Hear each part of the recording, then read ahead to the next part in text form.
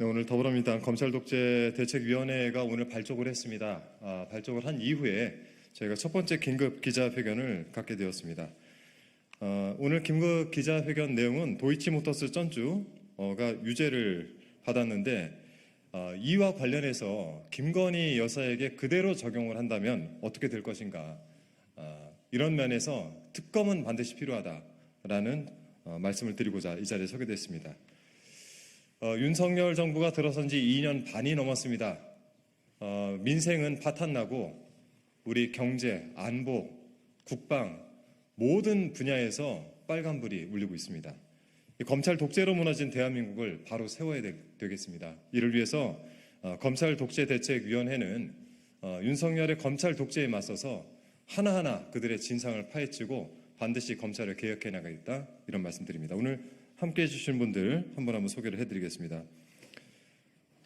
네, 먼저 저희 검찰독재위원회와 함께 전 정부에 대한 탄압을 맞서 싸우고 계시는 우리 김영진 위원장님 함께 하고 계십니다.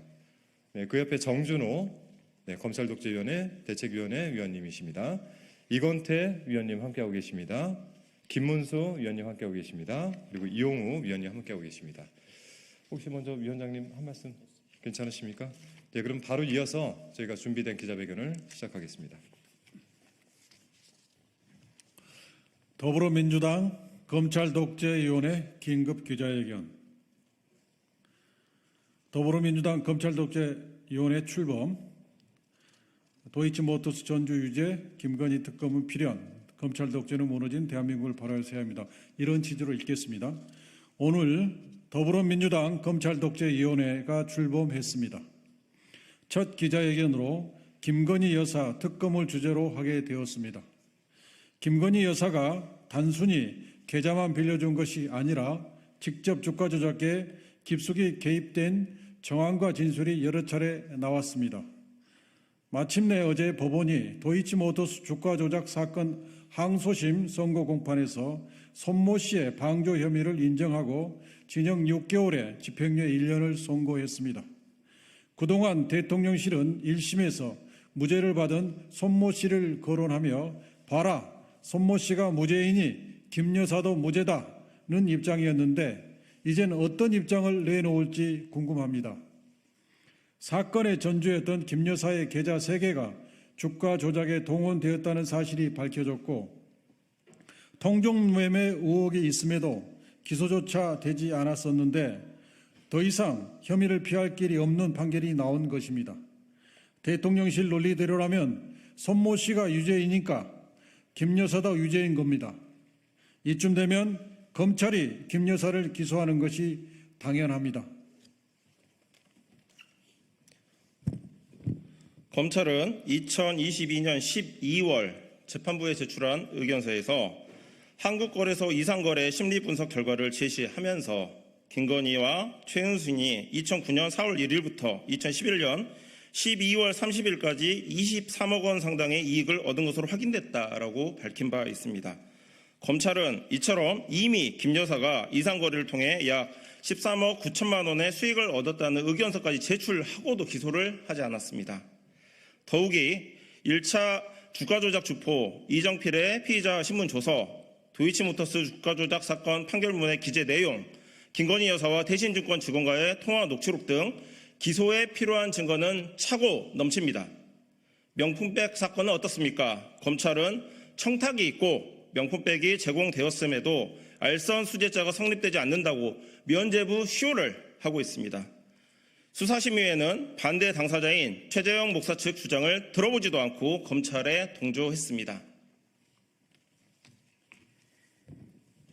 사건을 조작해서 없는 죄를 만들어내고 있는 죄를 기소조차 하지 않음으로써 면죄부를 주는 것이 지금 정치 검찰의 행태입니다. 이제 김건희 특검은 피할 수 없는 상황입니다. 김건희 여사는 현재 대한민국에서 불공정과 국정농단의 대명사가 되었습니다.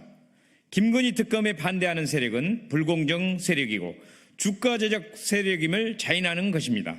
윤석열 대통령과 국민의힘은 주가 조작을 옹호하고 주식시장을 교란하며 개미 투자자들에게 피해를 입히고 궁극적으로 주식시장을 파괴할 것이 아니라면 김건희 특검법을 즉각 수용하시기 바랍니다. 윤석열 정권의 검찰 수사권, 기소권 남용과 야당을 탄압하기 위한 억지 기소와 사건 조작이 도를 넘고 있습니다. 정치검찰이 민주주의와 법치주의의 최대의 적이 되고 있습니다.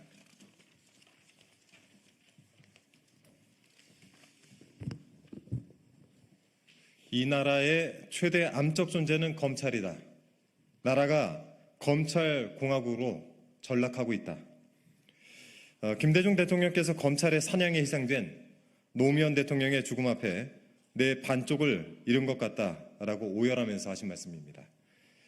대한민국 제1의 민주화운동은 이승만 독재 정권에 맞선 것입니다. 제2의 민주화운동은 천재분간도 못하는 군사독재 정권과 맞서 싸운 것입니다. 제3의 민주화운동은 극악무도한 윤석열 정권을 떠받치고 있는 정치 검찰에 맞서 싸우는 것입니다. 이재명 대표를 잡아 가두려고 수백 건의 압수수색과 여러 번의 구속영장 청구에도 번번이 실패하자 이제 쪼개기 기소와 재판을 통해서 일주일 내내 법정에 가두려는 법정연금, 정치 탄압을 시도하고 있는 것입니다. 오늘은 이재명 대표지만 악랄한 탄압을 막지 못한다면 제2, 제3의 희생자가 나올 것이고 야당 정치인 전체가 법정연금이란 정치 탄압을 받게 될 것입니다.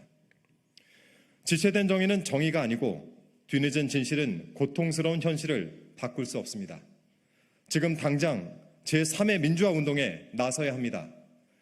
검찰 적폐 행태를 국민 앞에 소상히 밝히고 검찰 독재로 무너진 대한민국을 바로 세워야 합니다. 김건희 특검이 그 시작입니다. 네, 더불어민주당 검찰 독재 대책위원회 2024년 9월 13일 저희 첫 번째 기자회견이었습니다. 추석을 맞아서 명절 건강히 보내십시오라는 인사로 대체하겠습니다. 요즘 의료 대란으로 병원을 찾기가 어렵습니다. 건강한 추석 맞이하시기 바랍니다. 고맙습니다.